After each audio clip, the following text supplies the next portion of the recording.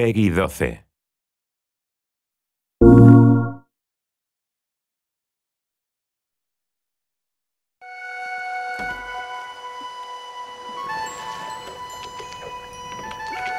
Whoa! It wasn't doing that before. There's a real visceral sense of being immersed in the game when you're holding something physical in your hand and you do it. The controller itself really contributes to the feeling that you are a wizard. You have a magic wand in your hand, and Finn has a magic wand in his hand.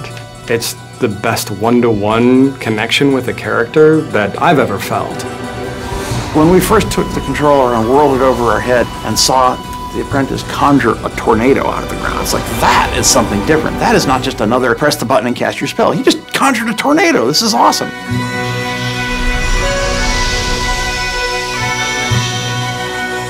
Sorcery High Concept started out as a very iconic demand. What if you one day found a magic wand in a box? What would you do with it? What would you try? What would you hope and imagine that it could do? This is fun!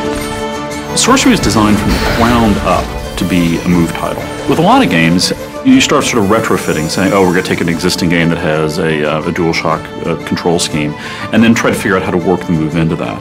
But with Sorcery, from the very beginning, we built everything around making the move an essential central part of gameplay.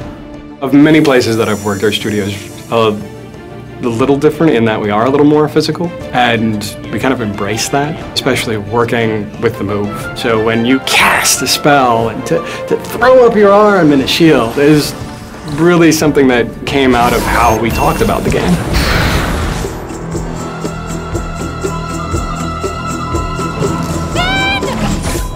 A lot of the motion control games that you see, sort of like it's detecting that you're doing something, but it's not precise. What really excites me when I play Sorcery is the degree of control you have. So if I'm using it to cast arcane bolts at somebody, it actually matters where I'm pointing the controller at the screen. But we could also let the player put English on it. So for example, if you cast like this or cast like that, that actually hooks the bolts around and arcs them in interesting ways. So it becomes a very technical, a very skill-based gameplay experience.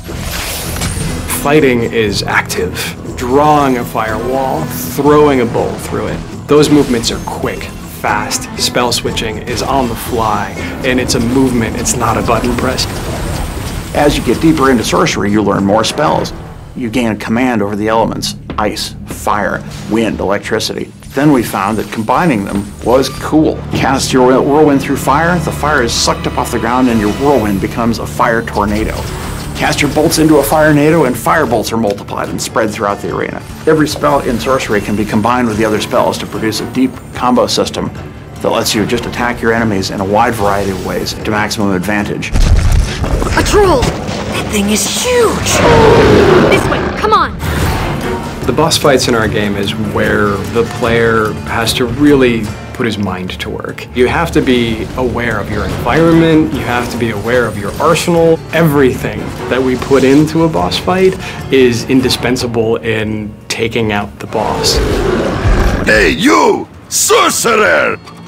Finn, we don't have time for this. You don't have time for not this, smart cat.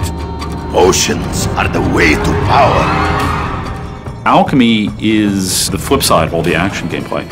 In Alchemy, you're using the motion controller, but it's not under the pressure of combat. You discover many unusual ingredients. So our alchemy system, which is the key to level progression, involves mixing these elements together. And we make sure that with our move, we do this in a very visceral sort of a way.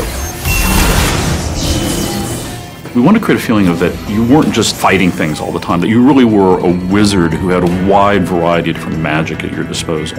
With the move controller, we found that you have an enormous breadth of things you can do to accomplish simple tasks. And even though these things are often not hard or challenging, they connect you to the magic you're creating in a way that a button just never would have done. That's the heart of what makes the motion control experience potentially a permanent part of serious hardcore gaming, is people are realizing that this device lets me have a much richer interaction with the world than any traditional gaming device.